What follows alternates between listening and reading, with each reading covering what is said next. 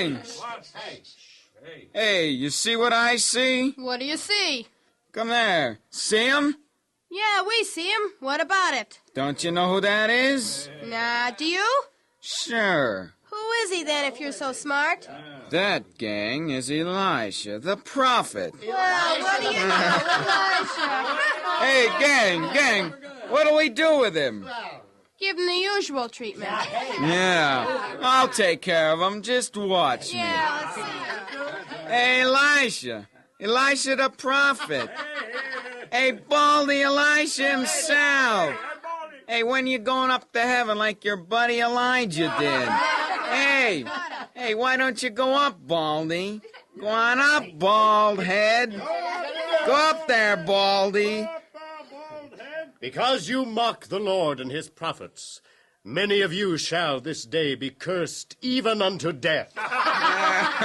So we're gonna be cursed, are we? How are we gonna be cursed? Bears! 2 bears! Run for your life, fellas! Hey, Run! run, gang, run!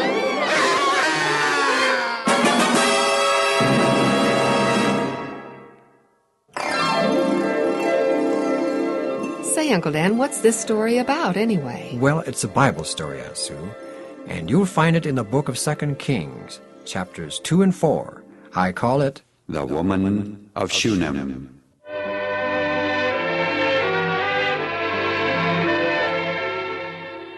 About halfway between Mount Carmel and the Jordan River, there's a small town called Shunem. Near this town lives a certain farmer and his wife. Oh. Tired, dear? I'm completely done in. Ooh. Too tired to eat supper? Oh, just give me a little time to rest and I'll eat. Well, here. Sit right here. Get much done today? Oh, yes, I think so. We finished harvesting the west field. No wonder you're tired. Yeah, how about you? Did you get much done around the house? Some. Mrs. Hazai was here for several hours. Oh, gossiping, I suppose. Talking. Yeah, talking. Not Mrs. Hazai. She gossips. Who'd she gossip about today, huh? Oh, no one. No one at all. Well, who'd she talk about then, huh? She mentioned the prophet Elisha and Elijah. Oh, what's the news? Elijah is no more. Elijah's what? No more. He's gone. He vanished in the sky. Vanished? He was translated. Huh. Mrs. Hazai told you that? It's the truth. Elisha saw the whole thing. A chariot of angels took Elijah up into heaven, and as Elijah left, he tossed Elisha his cloak, signifying that he, Elisha, was to be Israel's prophet. Well, from what I hear, Elisha's a good man. He'd make a good prophet. And a powerful one. You know some more, huh? Oh, come on. Out with all that Hazai told you. Well, almost immediately after Elijah was translated, Elisha did 2 things, 2 miracles. First, in the sight of the students of the School of the Prophets in Jericho, he caused the waters of the Jordan River to divide so that he could cross on dry land. And then, just a little later, he made the water of the wells of Jericho sweet again. Well, he's going to be a good and a powerful prophet, all right. But he did one thing that I don't quite understand or approve of. What was that? It seems that Elisha was passing through Bethel when some boys came out and made fun of him. Ah, a gang of boys, no doubt. Anyway, that they made fun of his balding head and the translation of Elijah. They kept hollering at him, "Go up, thou bald head," they said. Anyway, what happened? Well, Elisha pronounced a curse on them, and almost immediately 2 she-bears came out of the forest and devoured them. Now then, justify that if you can. You say Elisha is taking Elijah's place as Israel's prophet? Yes. Well, those boys openly ridiculed a prophet of God. Now, had God allowed the mockery to pass unpunished, Elisha would have continued to be ridiculed and reviled by the rabble, and his mission to instruct and save in a time of grave national peril might have been defeated. However, this one instance of severity will probably be sufficient to command respect for the rest of his life. He'll have no more trouble. But, kindness is supposed to be the motivation of God-fearing people, isn't it? Yes, but even kindness has its limits. Firmness and authority are necessary in every walk of life. The home, community, church, country, Courtesy, reverence, and respect are taught in this way and no other. Well, there's surely little enough of respect around these days. Are you convinced, really convinced, that Elisha is a good and true prophet, even though he did deal severely with the mockery of those boys? I'll think it over. Actually, though, I think the entire thing came about because Elisha doesn't understand children. He's a bachelor, you know, and he has no children of his own. Well, neither do you have children. You understand children, don't you? Let's eat, if you're rested enough.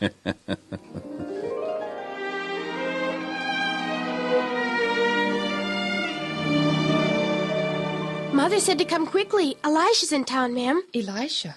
Yes, ma'am. But he's leaving right away, so you'd better come quickly if you want to see him. I would like to see him. Come then, quickly. Oh, dear people of Shunem, it is a joyous message that I bring. Soon now the Messiah will come and redeem Israel from the evil and sin of this world. So prepare ye your hearts. Get ready to meet him. Even so, come quickly, Lord. Amen. I'm begging your pardon, sir. Yes, madam. My husband and I live a short way out in the country, and I was wondering if you've had your lunch yet, Elisha, sir. Well, no, madam.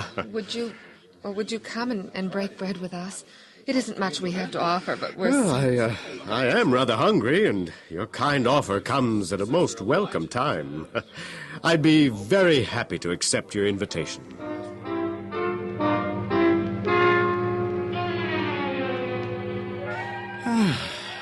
I do appreciate your hospitality. You're both very, very kind. Well, whenever you're in this neighborhood, we'd be happy for you to stay with us. Oh, yes, we would. Well, thank you, I will.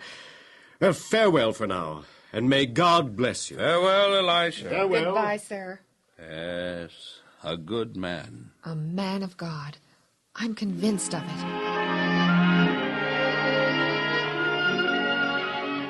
Well, greetings, Elisha. Glad to have you with us again. I'm afraid I'll wear out my welcome. Not at all. You come as often as you're in the neighborhood.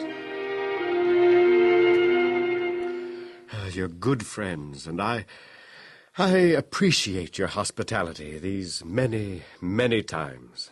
But again, farewell. May God continue to bless you. Goodbye, Elisha. Farewell, Elisha. Yes, he's a good man.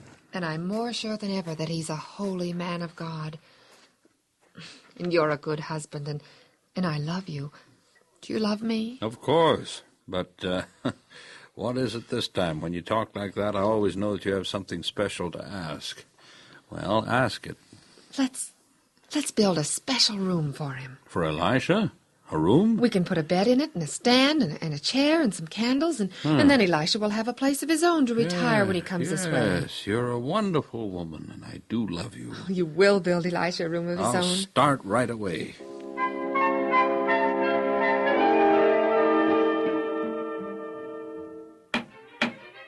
There. That's the last nail. It's finished. Oh, thank you, dear. I'm sure Elisha will love it.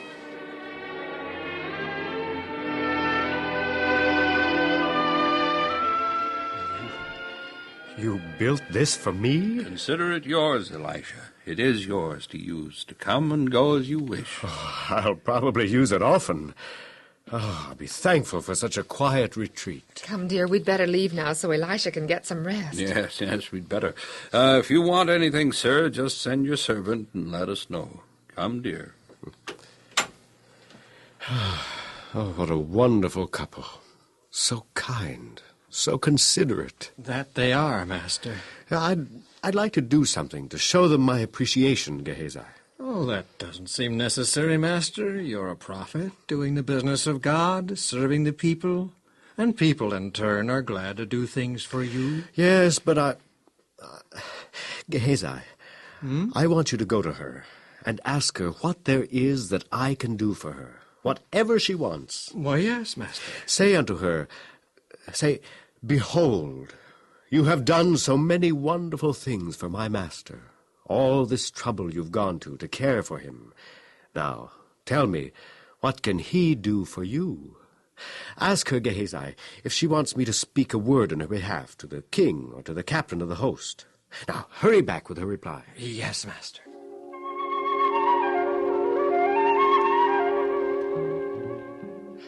Yes, Gehazi? Master, she said that she needed no word to the king or captain. She is very happy and contented with her own people. Well, what then can I do for her? Master, if I may suggest something. Yes, Gehazi. They have no children. And Master, I've heard them talk of how much they would like to have one. They want a child? So I understand. But they've given up hope.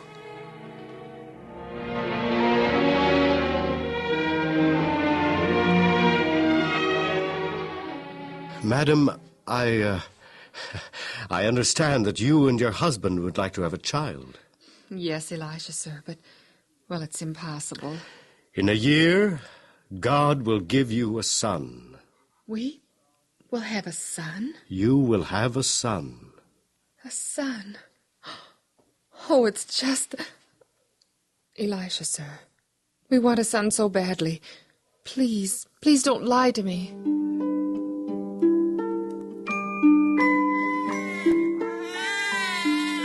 Oh, a son. Our baby.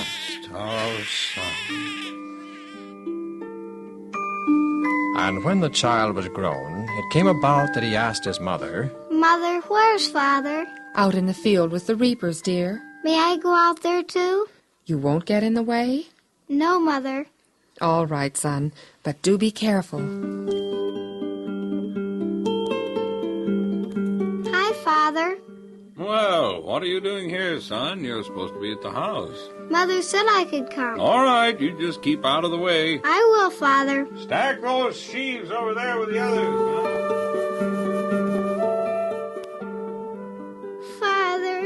Father. No, you must keep out of the way, son, else you'll have to go to the house. But my head hurts, Father. Your head? What's the matter, son? It hurts awful. Well, perhaps you better go to the house and let your mother take care of you. But my head hurts. I can't walk. Eliab, come here.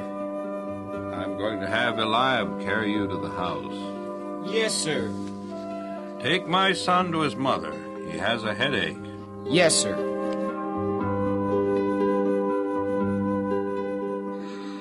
Here you are, mistress. What's the matter with you, my son? Do you know what's the matter, Eliab? Master said he has a headache and to bring him to you, mistress. That's all I know. Why, he's breathing like... Well, he sounds like he's in terrible pain. Yes, ma'am. Son, what's the matter? I don't know what to do for him. Maybe the master will know. Should I run and ask him, mistress? No, Eliab. You stay here in case I need you. I'll hold him on my lap. He'll get better soon, I'm sure. Yes, ma'am.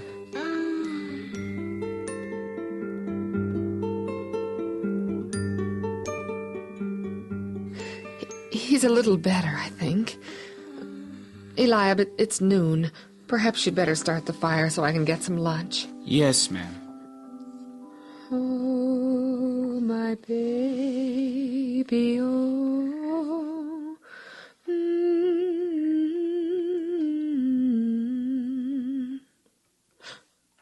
Son.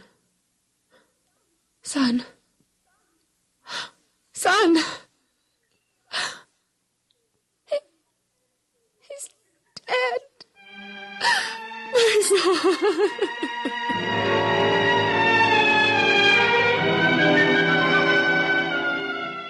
Overcome with grief and sorrow, the mother took the lifeless form of her little son to the room where Elijah slept whenever he visited their home.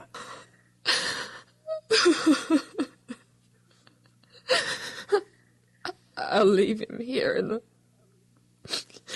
room of the man of God.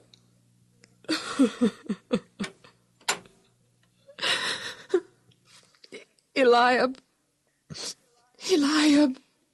Coming, mistress. Yes, mistress. Eliab, I'm going to the field to find my husband. Yes, mistress.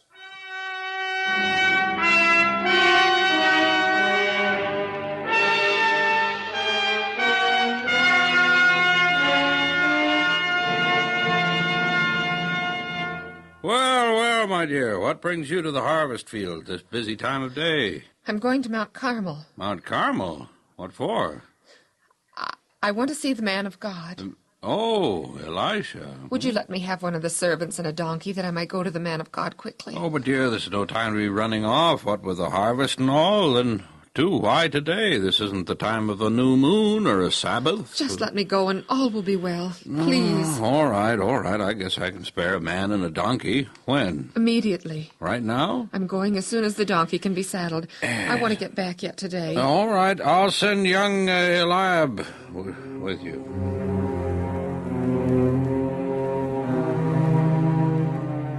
You understand, do you, Eliab? Yes, mistress. Drive as fast as you can, and don't slacken or stop, not even if I get tired, unless I tell you to. Yes, mistress. Get up. Get up.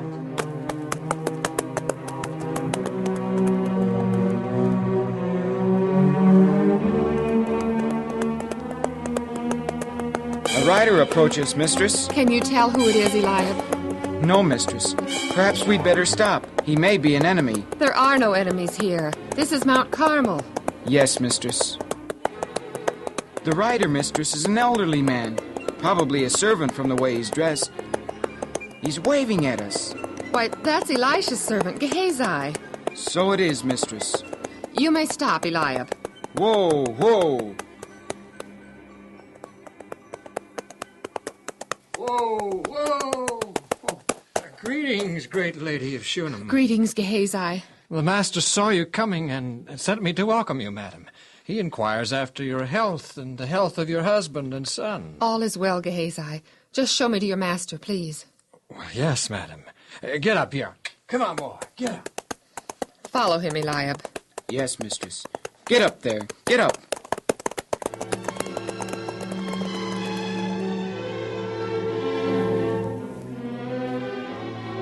And when the lady of Shunem came to Elisha, she alighted from her donkey and bowed herself before him. Elisha! What does this mean? The woman's obviously out of her mind, master. I'll take her away, sir. No, Gehazi, let her alone, for her soul is vexed about something, even to the point of bitterness. But I wonder why the Lord has kept this thing from me. Well, what is it, woman? What troubles you? Did I ever ask you to entreat the Lord for me that I might have a son? No, of course not. And did I not ask you not to deceive me? Well, you did. What? And now I have no son. Your son is ill? He's dead. Gehazi, Yes, master. take my staff with you and go to Shunem. And if you meet any man along the way, do not stop to speak with him unless he first speaks to you, and then only greet him and continue on your way. When you get to Shunem, go into the boy and lay my staff upon his face. Yes, master. Now hurry! Yes, master. Now, madam, be of good cheer. Your son will soon be well again. And give warm greetings to your husband when you return home. As my soul liveth, I will not leave you or return to Shunem unless you go with me. Well, very, very well. I will go.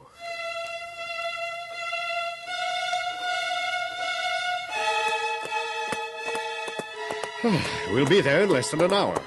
Mistress, a traveler on horseback comes this way. So I see.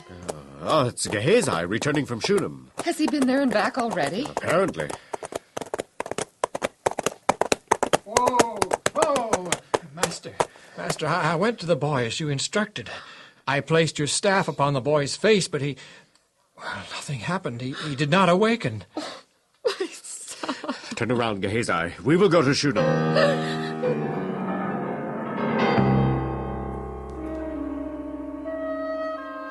He's in there, Elisha, sir, but there's no use to try to waken him. He's dead. If you don't mind, madam, I'll go in alone.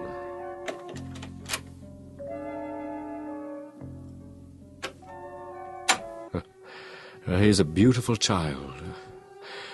O God of heaven, God of the universe, God of love, I approach thy throne of grace with sorrow in my heart and grief in my being, for this thy child of a miracle is dead. O God, if it be thy will, restore him again to his grieving parents. They love him. In their old age they desire nothing except to bring up this child to follow after thy ways, and ever to be a servant of thine.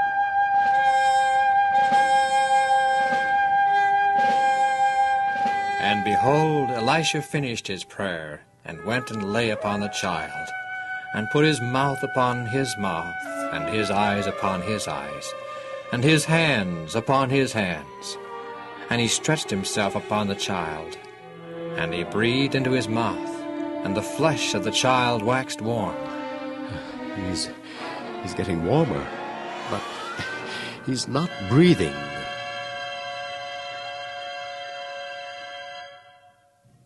And when the child did not regain his life, Elisha walked to and fro in the house.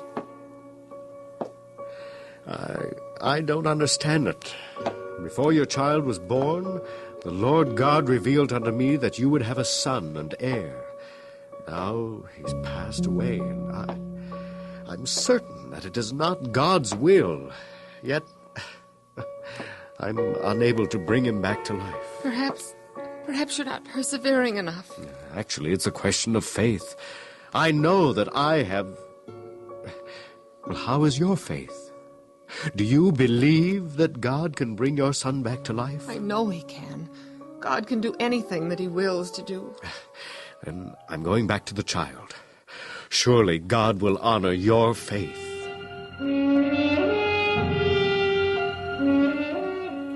And once again Elisha stretched himself upon the boy, and breathed into his mouth. Once again the flesh of the child began to wax warm. The boy sneezed 7 times. Hello, son. Hello, Uncle Elisha. How are you feeling? All right, I guess. Good. I didn't know you were here, Uncle Elisha. Well, I just arrived here a short time ago. Where's Mother? She was holding me. What am I doing in your room? Well, you were very ill, but you're all right now. Gehazi! I came all the way from Mount Carmel to be with you. I'm glad you did, Uncle Elisha. You called, Master? Yes, Gehazi. I want you to call the boy's mother and ask her to come here. The boy's alive? Uncle Elisha awakened me. Yes. I'll get your mother. Why did he look at me like that, Uncle Elisha? Like what, son? He acted like he was afraid of me. Why? Well, son, I guess you're the first resurrected person he's ever seen. Resurrected? What's that? Well, your spirit, the breath of life, had gone back to God, the one who gave it, and you were dead. I was? Why? Well, because for some reason we don't understand, the Lord permitted it to be. Who made me come back to life again? God did, son. All good things come from God. My son! Here is thy son, madam. Take him and bring him up according to the will of God.